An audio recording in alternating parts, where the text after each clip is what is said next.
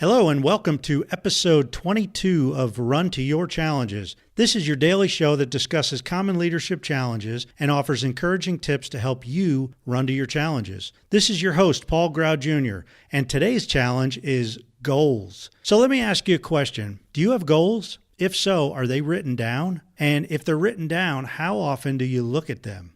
All right, let's take it a step further. Do your team members have goals? If so, are they written down? And if they're written down, how often do they look at them? Okay, so humor me one more time, and let's go one level deeper on this. Does your team have goals? If so, are they written down where everyone on the team can see them? And if so, how often does your team review them and look at them? So I think you see where I'm going here. First of all, I firmly believe if you don't have goals, you are not reaching your full potential, and neither is your team. You're simply not pushing yourselves enough. Additionally, if your people don't have goals, you are drastically missing the boat on your leadership responsibilities. Lastly, team goals can have the same impact on your team's productivity as your personal goals can have on your individual productivity. Simply put, goals will increase your overall productivity if and only if you use them properly. So here's a few tips that I've used over the years, and these work with individuals, groups, and teams. The primary difference between developing individual and team goals is you need to get the entire team, or at least as many team members involved as possible when establishing team goals. The more people you have involved, the more buy-in you're going to have with your team goals, and they're going to actually promote them. The more team members involved, the better.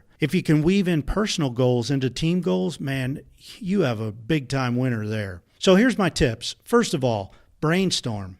Okay, brainstorm. Whether it's individual goals or team goals, write everything down that you can think of. The point here is to think big or think bigger. All right, dream and write down all of your wildest dreams. Write down everything and anything that comes to mind. Second, determine your short-term and your long-term goals. Basically, whatever you think you can accomplish in the next 12 months, that'll be your short-term goals, and everything else is long-term goals. Third, get specific, realistic, and set deadlines. This is where you might cross off some of your over-the-top goals. Take, for instance, I had to remove my goal currently of being the shortstop for the New York Yankees last year. I know there's still an outside chance, but, well, you know what? No, there's no chance. I had to remove that goal from my list. It was always a long-term goal, but I never reached it. So during this step, you're going to really want to specify your goals, okay? Be as descriptive as possible and determine exact deadlines. So say if you want to lose weight, just don't say I want to lose weight by June 1st. Be specific. Say I want to weigh 175 pounds on June 1st of this year. Or another, like a career goal for me or a business goal might be I want to book 3 speaking engagements by May 15th, 2018. Now, for your long-term goals, you want to get semi-specific, but most likely they're going to be altered over time, okay? So just be as specific as possible. But some long-term goals you're going to start working on today. Like say if one of your long-term goals is to get a master's degree or get a black belt in karate, well, you got to take steps today to get to them. The fourth step is look at your goals daily. And when I say look at your goals daily, I'm not talking about just looking and seeing them on the wall. I'm talking about going over each goal and really evaluating your behavior. Is your behavior inching you towards your goals? Okay? The fifth step is to share your goals with some of your close friends and family. Tell them about your goals and be very specific. Then ask them if they would hold you accountable. Now, one note of caution here is everyone you tell about your goals will not share in your excitement. And that's okay. After all, these are your goals. They're not their goals. Step 6 is to review your goals on a monthly basis. The main difference between your daily review and your monthly review is your daily review will evaluate your behavior and your monthly goal will evaluate your progress towards your goal. If you're evaluating your daily behaviors correctly, you're going to be pretty pleased when you review your monthly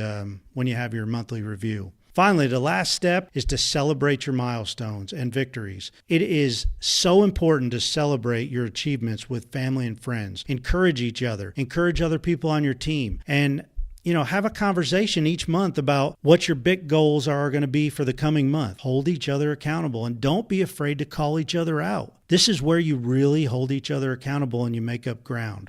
The more upfront and honest you are with your family and friends and other team members, the better chance you're going to have of really achieving your goals. Now, the same process can be used with your team. The primary difference is to get as many team members involved as possible. The more team members that you can involve in the goals, the more buy-in that you're going to have. And your entire team will hold each other accountable by pushing each other. Just think about what that can do for your overall productivity.